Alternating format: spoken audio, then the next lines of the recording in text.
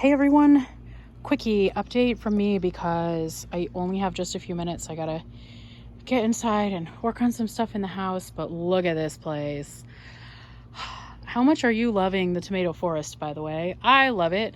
I still actually have to finish trellising up this guy here, but this one looks so much better. I cannot recommend enough to just get some bamboo poles and Velcro tape them at the top and make your own little trellis, especially for those varieties that are going to grow really tall, right? I mean, this is how tall a tomato cage is, and you can see how much taller the other tomato varieties are growing around behind it. So there's no wrong way to trellis a tomato, and this is the way that works great for me. Listen, I pulled the peas finally. I felt like they had reached the end of their time. We harvested the last of them. I had planted a couple sunflowers in here maybe a week ago, so they're starting to come up. And then I decided we're going to experiment. I have done this experiment before with one of these buckets, the 5-gallon buckets right here, and I'm going to try it in this pot this year. We are going to try some on deck corn. Now, on deck corn is a hybrid that is specifically created for a container. I did it last year in these containers, or 2 years ago in these containers with a sweet corn, and it worked out great. So I have a bunch planted up in here. They are going to help pollinate each other. I can't wait to chat about corn with you. I've learned all kinds of things about corn. So fun. And it's the kind of stuff you'd only learn if you were growing it, right? You got to do some more research and learn some more stuff. So that is another experiment that's going. The caterpillars and bugs really enjoyed our first crop of collard greens. Sadly, our bearded dragon passed away about a month ago. It was a very, very difficult time. But I'm happy to say that today we felt like our heart could be open to a new pal. So we brought home a new little scaly friend. And so the lizard food we have replanted for our new pal. Let's check in. First of all, lemon tree still alive. Check, check. Here is the pumpkin vine. It is growing like crazy. It is way over here. And you can see here, this happy little nub is started, and so much bee activity today because all the flowers open. So the flowers only open for a short period of time, and you have the male flowers, which are here. They actually open first, so they've been open for a couple days to attract the bees, so that by the time the female flower is ready, the bees are already here. They know where to go. They're coming here. They're excited about it. So there were so many bees in here today. Every flower had 3 or 4 bees in them. It was really fun to watch them hover around. Now, I am a little bit concerned about the yellowing of my leaves. I've cut a couple off already. It looks like it's probably brown spot. I'm really hoping that's what it is, and that if we treat for it, that we can maybe prevent it from getting any worse and save the rest of the plant. And I think it's because it's been so wet. There was so much rain that this plant was suffering from like an overwatering and became vulnerable to a brown spot, which I can't remember if it's a bacteria or a fungus, but either way, it's a problem.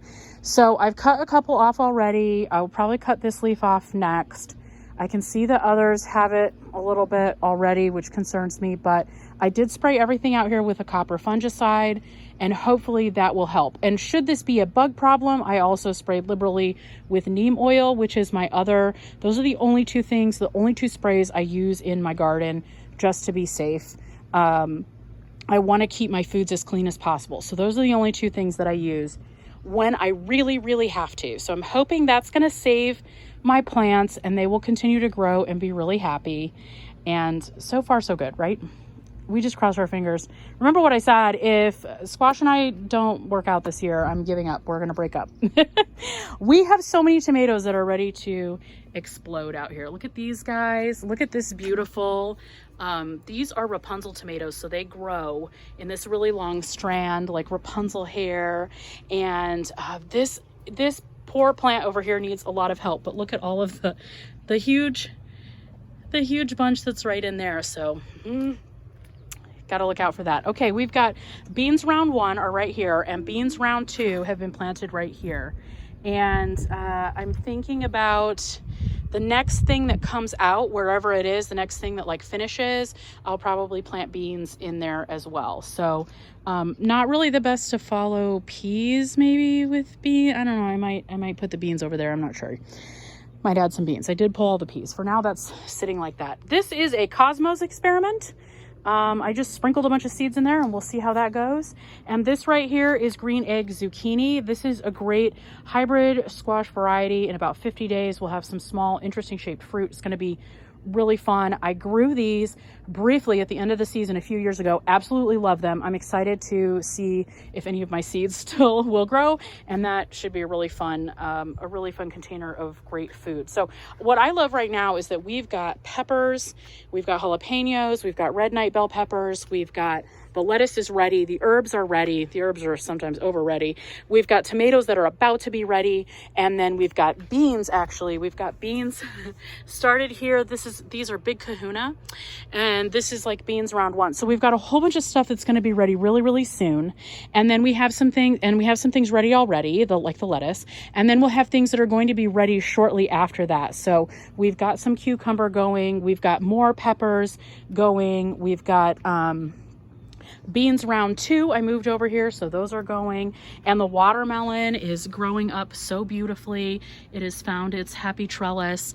And one of the reasons I love this is because this is the kind of thing that happens if your leaves are close to the dirt, they're getting splashed on, any sort of spores and stuff in your dirt are becoming a problem and can really cause a problem for your plant. So anytime you can trellis, you should. And these are a very small, like individual personal size watermelon variety, and so these are going to be great vining their way and looping around on these tomato cages. If I have to, I'll send them over to the fence, but they're only going to get to be maybe 5 or 6 feet long, so I should be able to wrap them around here just fine.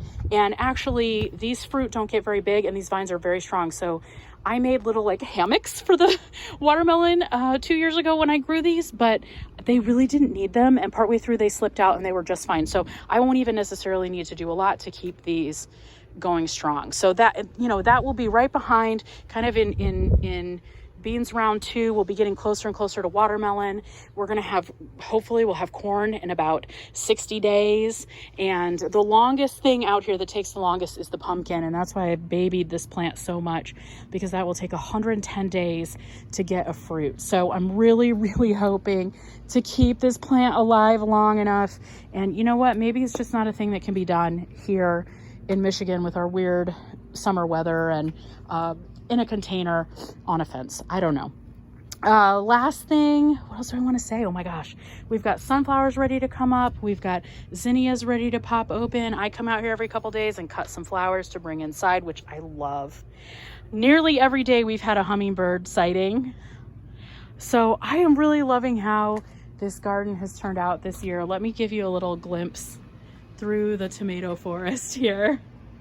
This is really fun. I sent littlest Hoagling out here to pick tomatoes, and she picked a whole bunch and then spent an hour washing them. Haha, she was really just playing in the water, but who doesn't love to do that? So she's been a great help. And look at this vining spinach is just beautiful. Next year, I think I'll get it a big a big arch to vine up, but it is just beautiful and adds like a lovely, pleasant touch to the garden. So even though I'm trying to grow a lot of food, there are some really beautiful flowers out here this year that I incorporated as well. And look, there is still room right here. I could be planting something. If you had one empty pot left in your garden, one empty spot, one empty container, you could put anything in it, and start now because it's July, right? So you could start now and it would grow you anything. Let's pretend it's the beginning of the season. You have one container left. What are you growing? I want to know, because I almost ran into trouble here with this container. So I want to know, what would you put in that one last container? You've got all kinds of other things growing. What are you adding to your garden? What's the one thing you've got to have, or the one thing you've always wanted to try, maybe that you've never had room for or never had the guts to try? I want to know. So please leave me a comment below.